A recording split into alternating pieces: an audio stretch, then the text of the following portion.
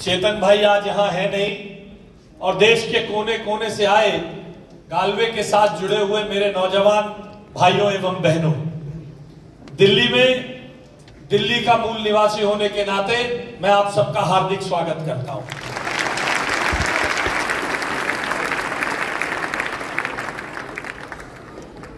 मौका है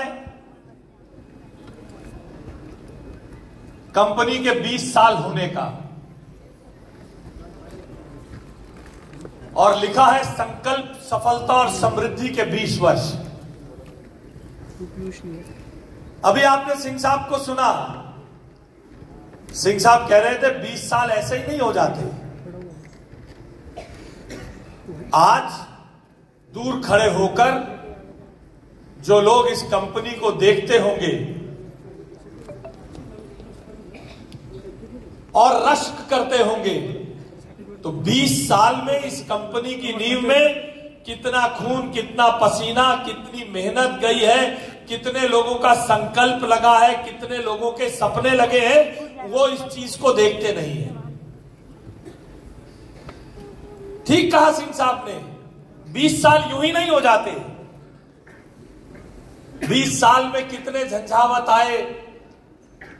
मैंने बहुत बड़ी बड़ी कंपनीज को देखा। ये जो कोविड के 2 साल गुजरे ना, बड़ी बड़ी ऑर्गेनाइजेशंस को मैंने घुटने टेकते देखा है। ये इस कंपनी के प्रमोटर्स की अपनी टीम के साथ ईमानदारी का परिचायक है, जो कोविड के उस झंझावत के बाद भी ये कंपनी उतनी ही जिम्मेदारी और उतने ही बड़े मैदान में खड़ी हुई है। और मैं उन दिनों का साक्षी हूं। मैं उन दिनों का साक्षी हूं जब कोविड आया तो लोगों ने अपने यहां से रिट्रेंचमेंट करनी शुरू की। उस समय भारत के प्रधानमंत्री आदरणीय नरेंद्र मोदी जी ने एक भाषण दिया और बहुत लोगों को यह कहा कि देखिए, आपके पास सामर्थ्य है, आपके पास हौसला है, आपके पास साधन है, कृपया अपने साथियों का साथ दे, अपने कर्मचारियों का रिट्रेंचमेंट मत करिए। और उस समय मेरी अक्सर संजीव जी से बात हुआ करती थी। दूर दूर तक, कहीं असम में, कहीं जोरहाट में, कहीं दूर दराज में लोग फंसे हुए थे। लोग कोविड के कारण जो आपके चैनल पार्टनर्स जगह जगह जाते थे, वो फंसे हुए थे। वहां से ट्रेवलिंग बंद हो गई थी, देश में लॉकडाउन लग चुका था। उस समय प्रधानमंत्री के इस भाषण को सुनने के बाद संजीव जी ने मुझसे कहा कि आशीष भाई, प्रधानमंत्री ने जो बात कही है, जब तक मेरे पास मेरे सामर्थ्य का अंतिम हिस्सा भी बाकी है, हम प्रयास करके किसी को भी रिट्रेंच नहीं करेंगे। और यही कारण है कि कंपनी के साथ आज भी इतने बड़े पैमाने में बहुत बड़ी तादाद में लोग खड़े हैं। खुद ही को कर बुलंद इतना, इस वाक्य को अभी रेणु दीदी ने आपके सामने कहा। खुद ही को कर बुलंद इतना कि लोग आपसे पूछे गालवे क्या है, तो कभी आपसे कोई पूछे गालवे क्या है तो बताइएगा, गालवे वो है जो प्रधानमंत्री नरेंद्र मोदी के सपने को पूरे करने वाली ऑर्गेनाइजेशन है। आत्मनिर्भर भारत बनाने के सपने को पूरा करने का काम करने वाली संस्था है। युवाओं को जॉब सीकर्स नहीं, जॉब गिवर्स बनाने वाली संस्था है, जो लोगों को अपने दम पर अपना रोजगार सृजित करने का अवसर देने का काम करती है, जो लोगों को अवसर देती है अपने भाग्य का विधाता खुद बनने का। और आप सब भाग्यशाली हैं कि आप एक परिवार की तरह, एक टीम की तरह यहां काम करते हैं। और देखिए, काम तो बहुत बड़ी बड़ी संस्थाएं कर रही हैं। आप जिस क्षेत्र में काम करते हैं, जितना मैं जानता हूं, बड़ी बड़ी मल्टीनेशनल इस क्षेत्र में काम करती हैं।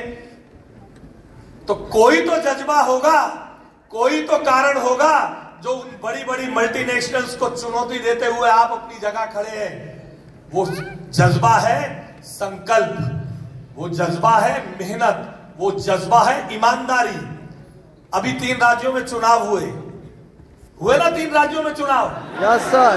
तो आपने देखा रोज एक नए तरीके से भारत के प्रधानमंत्री को गाली दी जाती थी, रोज। और कोई कहता था ये नेता तो टी शर्ट में इसलिए घूमता, जवान है 54 साल का। अलग अलग तरीके से प्रधानमंत्री को घेरने का काम किया जाता था और ये कहते थे 18 साल हो गए मध्य प्रदेश में, अब तो बीजेपी गई, फलाने जगह ये हो गया, अब तो बीजेपी गई। मगर जिस आइडियोलॉजी में जान है, बड़ी बड़ी गारंटी देने वाले लोग आए थे, बड़ी बड़ी गारंटी देते थे, आपके घर में हर चीज पहुंचाने का वादा करते थे, मगर लोगों ने उसको चुना जिसके चेहरे पर विश्वास था, यानी नरेंद्र मोदी की बात पर विश्वास था, क्योंकि नरेंद्र मोदी के वायदे में दम था। इसलिए जैसे नरेंद्र मोदी जी को 20 साल सार्वजनिक जीवन में लगातार चुनाव जीतते हुए हो गए, 2021 में आज आपको भी 20 साल हुए। आपको 20 साल इसलिए हो गए क्योंकि आपके माल में भी दम है। केवल मार्केटिंग से चीजें नहीं बिका करती हैं, मार्केटिंग से चीजें बिकती तो कई नेता हर 2-3 साल बाद लॉन्च होते हैं, मैगजीन के फ्रंट पेज पे आते हैं, मगर माल में दम नहीं है, मार्केटिंग में दम नहीं है। तो जैसे अभी सिंह साहब कह रहे थे, बड़े बड़े रणनीतिकार आते, परफॉर्मर को हिला नहीं पाते, तो वो सब रणनीतिकार लॉन्च करते रह जाते हैं। इसलिए अपने क्षमता पर, अपनी मेहनत पर, अपनी क्वालिटी पर और अपने काम पर, अपने संकल्प पर, और सबसे बड़ी बात अपनी कंपनी के मोटो और अपनी कंपनी के सपने पर विश्वास रखिए। सफलता आपको इसी तरह से कदम चूमती रहेगी। और मैं ईश्वर से कामना करते हुए अपनी बात को समाप्त करता हूं कि मुझे भी वो सामर्थ्य दे कि आपकी 25वीं एनिवर्सरी पर भी मैं आऊं, 30वीं पर भी मैं आऊं, 35वीं भी मैं आऊं, 40वीं भी मैं आऊं, 50वीं पे आऊं, 60वीं पे आऊं। ये सामर्थ्य आपको मिले और ईश्वर मुझे ये सामर्थ्य दे। मैं संजीव जी, सर्वजीत जी और गालवे की सभी पदाधिकारियों को, प्रमोटर्स को और आप सब स्टेक होल्डर्स के नाते जो युवा साथी यहां हैं, आप सबको मैं इस आगे के सफल जीवन की शुभकामनाएं देते हुए अपनी वाणी को विराम देता हूं। मुझे यहां बुलाकर सम्मानित करने का, धैर्यपूर्वक सुनने के लिए बहुत बहुत धन्यवाद। नमस्कार।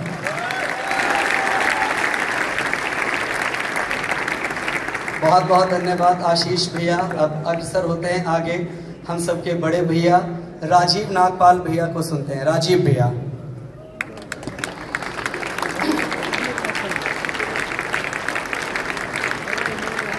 नमस्कार।